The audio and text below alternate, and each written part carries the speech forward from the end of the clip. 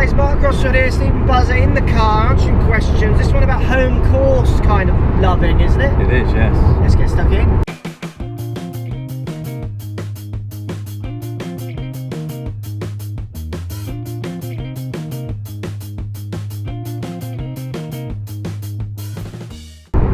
Right, slightly bumpy camera in the car. This one is, yes. I'm driving as steady as I can. Question, hit me, Stephen, hit me! So this one is from Richard. Hello, Richard.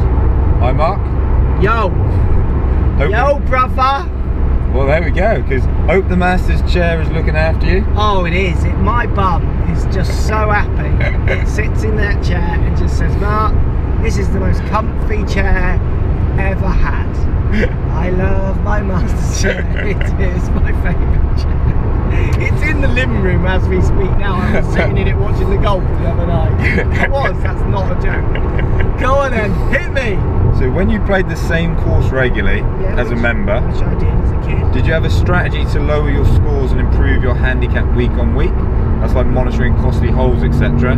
Or did you just play as much as possible, motorbike, or did you just play as much as possible and hope the scores came down as you improved your overall game? Good question. So I knew what holes I scored well on, so where I played there were 2 par 5s, I was always looking to make them par 4s.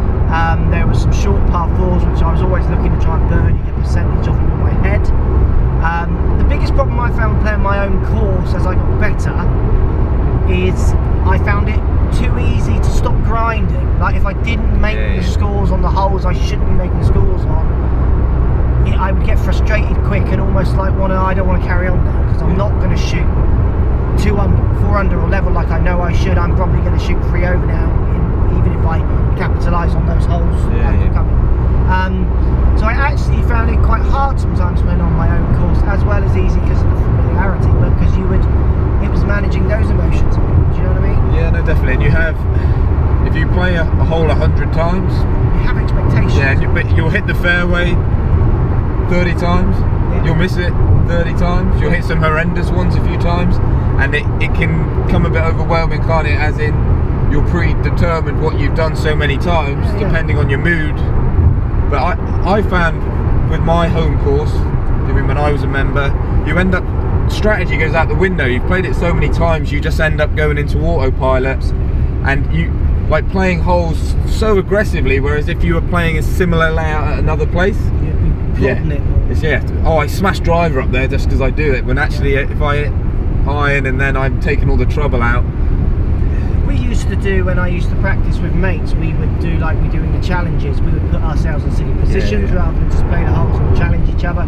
We would sometimes play a hole which is like a drive and a wedge. You can't hit a 5, you have to hit a 5 iron for tee, just so it'd make you hit like a 7 iron or 8 iron into a small target, which is fine when you're flicking a wedge, but you're hitting a 7 iron into it now, it's a different course. So doing things like that, I think if you want to look at broadening your game on many courses, I mean, I remember playing in national and county events where you would get some club golfers playing who could perform around your home course as members that play weekend.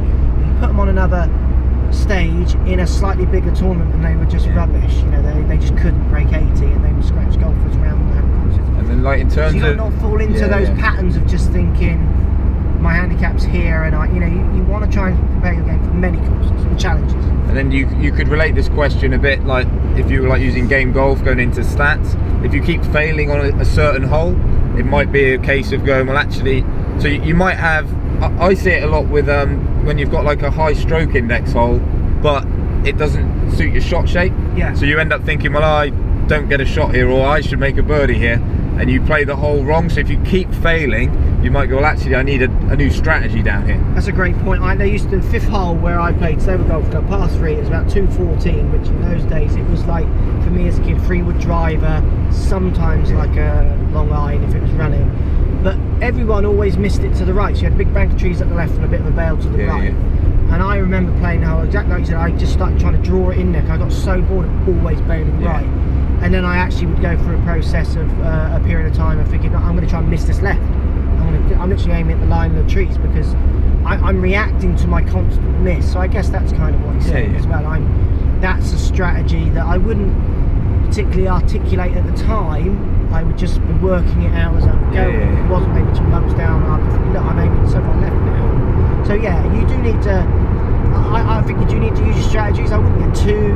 I wouldn't get too built up in it. Like you say, autopilot definitely became just so common knowledge how you play the holes you play so often. But certainly varying the holes for length by hitting different clubs off the tee is great for getting ready for not just playing around home course all the time. Good stuff. Thanks, Stephen. Thank you. Thank you for the question. Thanks for buying the app, posting the question. Post comment down below as always.